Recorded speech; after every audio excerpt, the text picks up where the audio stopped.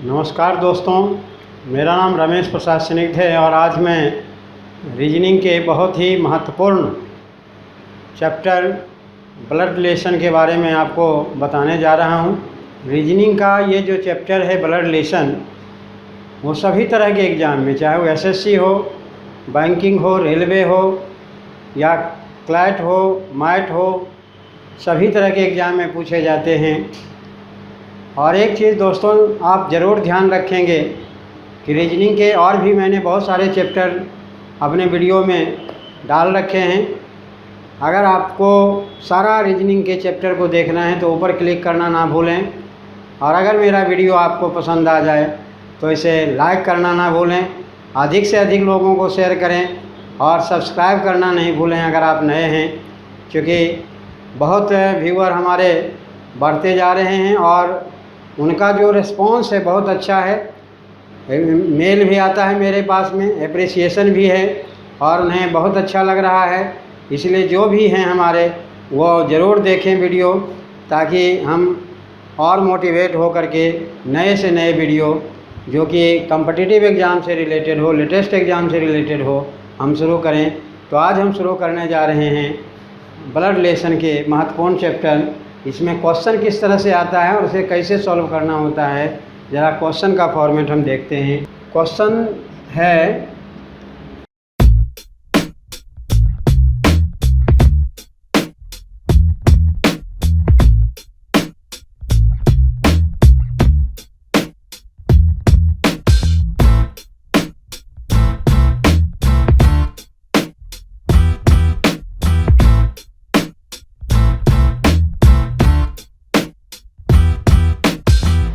देखिए blood relation के question में आपको जो ध्यान रखना है, अगर क्वेश्चन को आप हिंदी में समझ लेते हैं तो क्वेश्चन बहुत ही आसान हो जाता है। और जब भी ब्लड रिलेशन के क्वेश्चन आप करेंगे तो आपको क्वेश्चन को नीचे से लेकर के चलना है। अब यहाँ दिया है कि पॉइंटिंग टू ए फोटोग्राफ, एक तस्वीर को देख करके एक आदमी कहता है कि आई हैव नो ब्रदर और सिस्टर, मेरा कोई भाई बहन नहीं है। इसका मतलब साफ है कि वह आदमी अकेला है। आई हैव नो ब्रदर और sister but that man's father, लेकिन इस आदमी क्या, यानी जो फोटोग्राफ में आदमी है उसका जो फादर है मेरे फादर का सन है।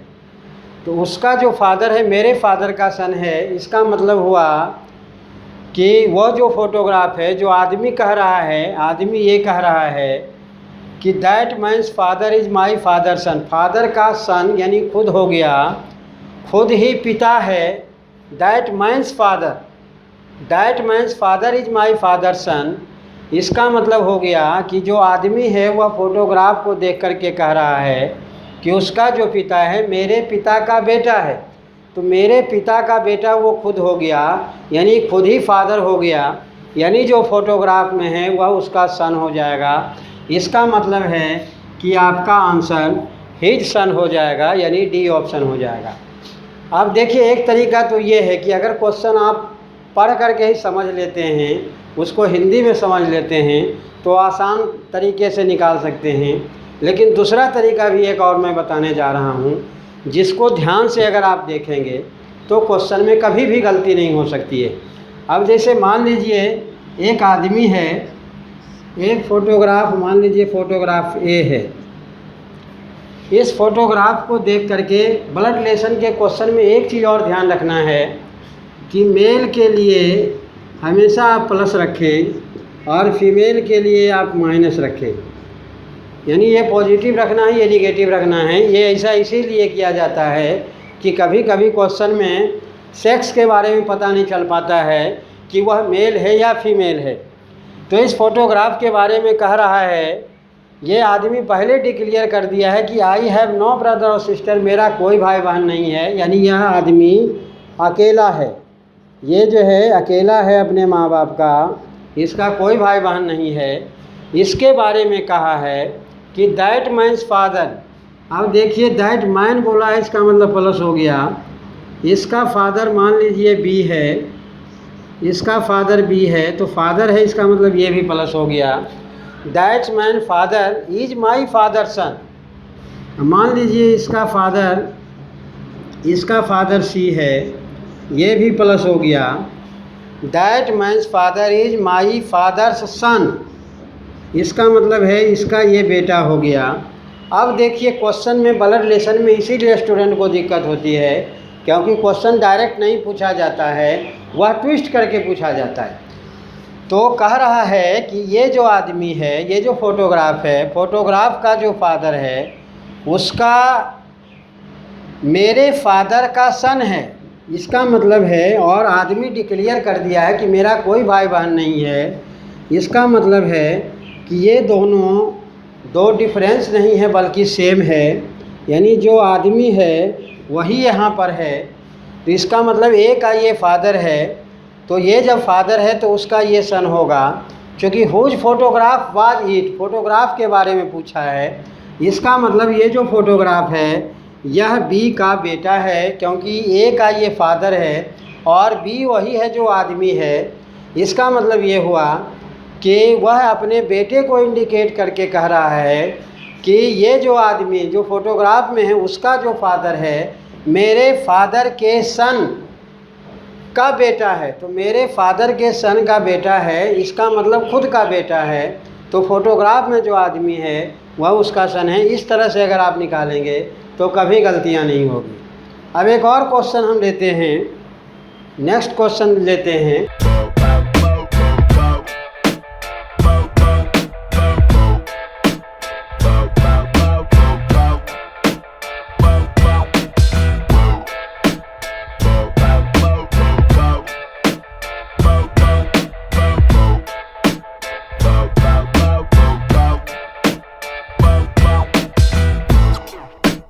है pointing towards a person in photograph, Anjali से एक फोटोग्राफ को इंडिकेट करके अंजलि कह रही है वह मेरे भाई के पिता, मेरे भाई के ही only son of the father of my sister's brother, वह मेरे भाई के बहन के पिता का बेटा है, मैंने he is the sun of the father of my sister brother. इसको देखिए हम ग्राफ में कैसे, अगर क्वेश्चन को हिंदी में अगर आप समझ गए हैं तो आंसर तुरंत आप निकाल सकते हैं। अंजलि कहती है कि he is the only son of the father of my sister brother, मेरे सिस्टर के भाई, यानी खुद का भाई हो गया, अंजलि का भाई हो गया, मेरे सिस्टर के भाई का पिता यानी अंजलि का पिता हो गया, और अंजलि के पिता का वह बेटा है, ओनली सन दिया है यानी एकलौता बेटा है। तो अंजलि के पिता का बेटा है, इसका मतलब है कि अंजलि का भाई होगा। तो इसका आंसर जो है वह आपका ब्रदर होगा। अब देखिए इसको हम ग्राफ के माध्यम से कैसे बनाते हैं। अंजलि एक लड़की का नाम है, वह एक फ़ोटोग्राफ, मान लीजिए एक फ़ोटोग्राफ है, ही दिया हुआ है, इसका मतलब ये मेल है। इस फोटोग्राफ के बारे में अंजलि कहती है इस फोटोग्राफ के बारे में कि he is the only son of the father of my sister's brother. मान लीजिए कि अंजलि का सिस्टर बी है, इसका मतलब निगेटिव हो गया। अंजलि के सिस्टर का भाई, इसका ब्रदर जो है वह सी हो गया, इसका मतलब प्लस हो गया। अंजलि के बहन के भाई का पिता, इसका फादर मान लीजिए डी हो गया, ये प्लस में आ जाएगा। और उसका ये सन है, उसका ये सन है, लेकिन ओनली सन है। ओनली सन का मतलब इकलौता बेटा है। अंजलि कह रही है इसके बारे में कि यह जो है वह मेरी बहन के भाई के पिता का बेटा है। तो अंजलि के बहन का भाई अंजलि का भी भाई होगा। अंजलि के भाई का ये फादर हैं, ऑटोमेटिक है कि अंजलि का भी फादर होंगे।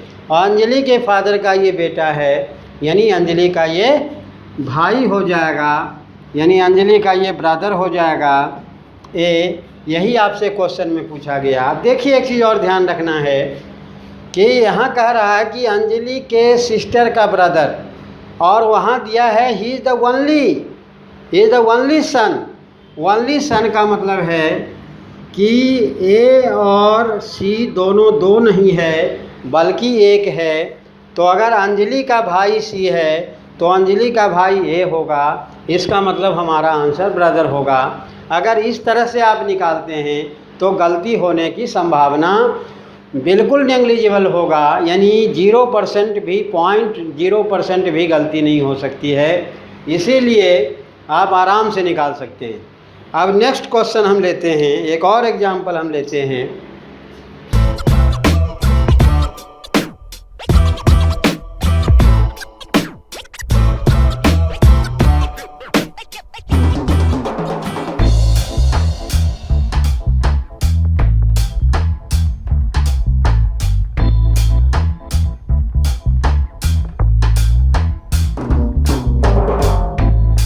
हाँ देखिए दोस्तों, ये क्वेश्चन थर्ड है। पॉइंटिंग टू ए फोटोग्राफ, एक फ़ोटोग्राफ को पॉइंट करके एक लेडीज कहती है कि दिस मैन्स सन सिस्टर, माने उस आदमी के बेटा की बहन is my mother in law, मेरी सास है। दिस मैन्स सन्स सिस्टर, आदमी के बेटे की बहन मेरी सास है, मदर इन लॉ। तो how is the women's husband related to the man in photograph. देखिए कैसे बनाएंगे इस क्वेश्चन को, ध्यान से देखेंगे। एक लेडीज है, वह एक फ़ोटोग्राफ को इंडिकेट करती है। मान लीजिए एक फ़ोटोग्राफ है, चूँकि दिस मैन कह रहा है इसका मतलब ये मेल है। दिस मैन सन, इसका बेटा मान लीजिए बी है, तो ऑटोमेटिक है कि पॉजिटिव होगा। उसकी सिस्टर इसका सी है, इसका मतलब निगेटिव हो गया। This man son sister is my mother in law, यानी इसकी ये मदर इन लॉ है। मदर इन लॉ का मतलब इस लेडीज की ये सास है। तो क्वेश्चन में पूछा गया है कि how is the women husband. मान लीजिए इसका हस्बैंड आपका डी है,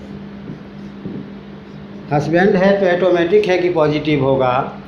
तो डी से इसका क्या रिलेशन होगा, कह रहा है how is the women's husband, माने वोमेन का जो हस्बैंड है वह ए का कौन लगेगा, यानी इसका इससे रिलेशन आपको निकालना है। अब देखिए ध्यान से, ये लेडीज कह रही है कि ये जो आदमी है दिस मैन सन, इस आदमी का बेटा की बहन मेरी सास है। इसका मतलब हुआ कि लेडीज की ये सास है, तो सास का जो भाई होगा वह ऑटोमेटिक है कि ससुर होगा। सास का भाई मामा ससुर कहलाता है, और मामा ससुर का जो फादर है वह ऑटोमेटिक है कि दादा ससुर कहलाएगा, या नाना ससुर आप हिंदी में बोल सकते हैं। इसका मतलब है कि इस लेडीज का ये दादा ससुर है, तो लेडीज का ये जो हस्बैंड है, तो हस्बैंड का ये लेडी जो होगी वह मदर होगी, और मदर का जो भाई है वह मामा होगा, और मामा का जो पिता है, इसका जो पिता है वह नाना होगा, यानी डी का ये नाना लगेगा। इसका मतलब ए का ये नाती होगा, ये, और इंग्लिश में ग्रैंड सन में नाती पोता सभी का एक ही होता है, इसीलिए आपका आंसर ग्रैंड सन होगा। लेकिन अगर आप हिंदी में क्वेश्चन को कर रहे हैं, अगर आपका क्वेश्चन में नाती भी रहे और पोता भी रहे, तो आपको नाती में आंसर लगाना है, पोता में नहीं लगाना है। पोता में लगाने पर गलत हो जाएगा। तो ये क्वेश्चन का फॉर्मेट है। यह क्वेश्चन एसएससी में कई बार आया हुआ है और बैंक पीओ में भी आया हुआ है। अब नेक्स्ट टाइप के क्वेश्चन हम देखते हैं।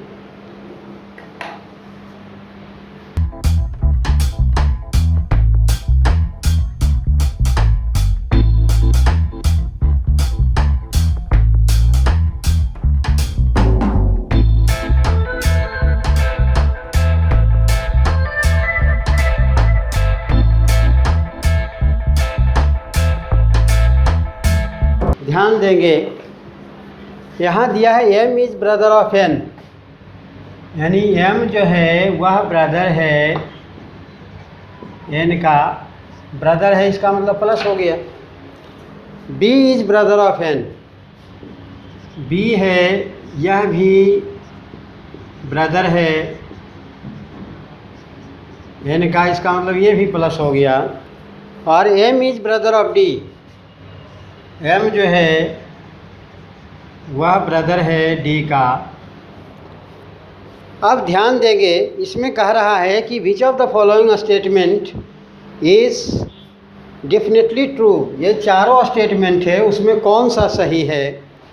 अब देखिए यहाँ ध्यान से, पहला ऑप्शन दिया है कि N is brother of B, N is brother of B, N B का भाई है।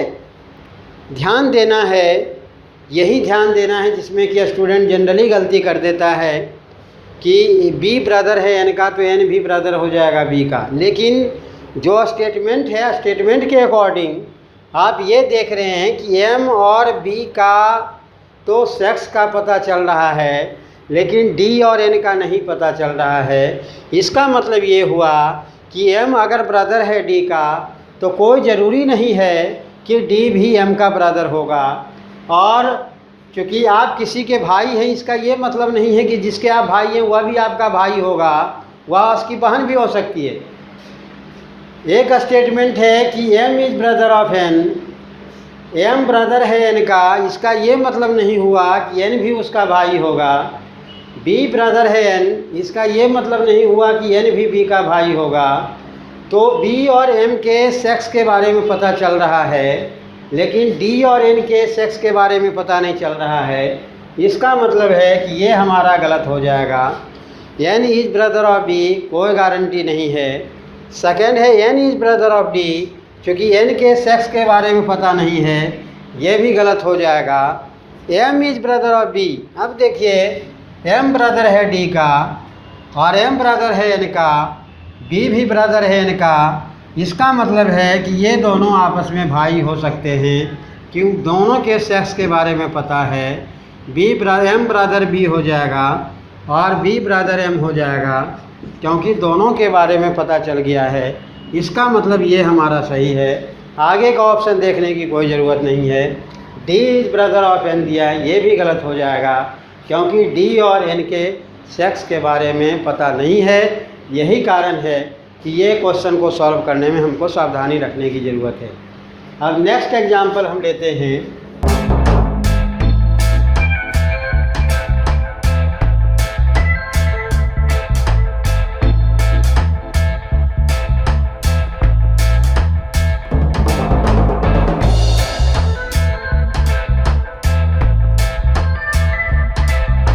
ध्यान देंगे, ए इज़ बी सिस्टर, ए जो है वह बी की बहन है, ए बहन है,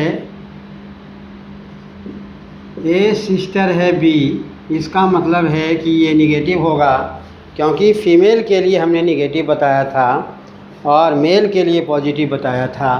यानी A is B sister, A B की बहन है, इसका मतलब ए निगेटिव हो गया। C is B's mother, B की मदर सी है, सी इज़ बी मदर, इसका मतलब ये निगेटिव हो गया। और D is C father, D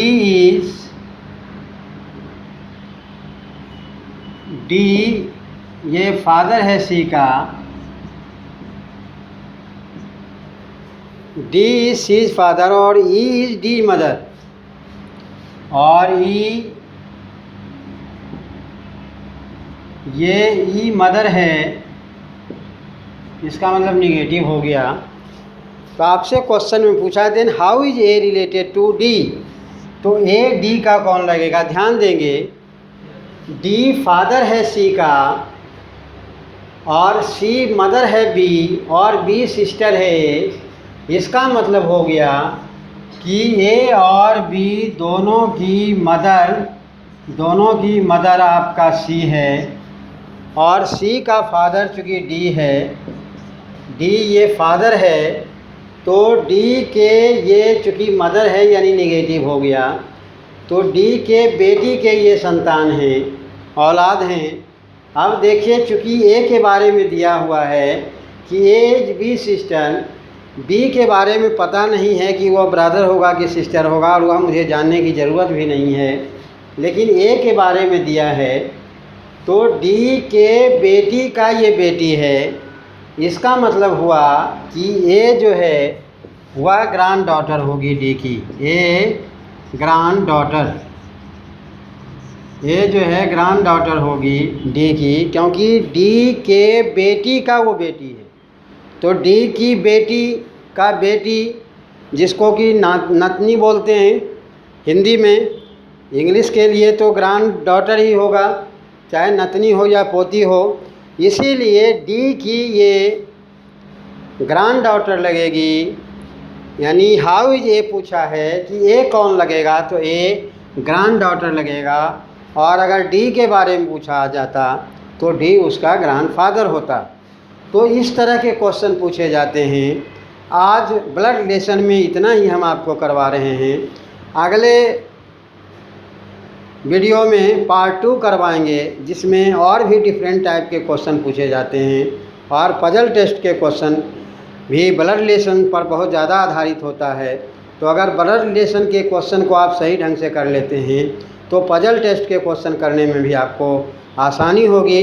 अगर ये मेरा वीडियो आपको अच्छा लगा तो ये इसे लाइक करना ना भूलें, सब्सक्राइब करना ना भूलें अगर आप नए हैं, और अगर आप अधिक से अधिक लोगों को शेयर करें और मेरा सभी वीडियो आप देखें। मेरे और भी वीडियो आप जो देखते हैं उसके लिए आपको बहुत बहुत धन्यवाद, क्योंकि आपको भी फ़ायदा होगा, मुझे बहुत संतुष्टि होगी। धन्यवाद।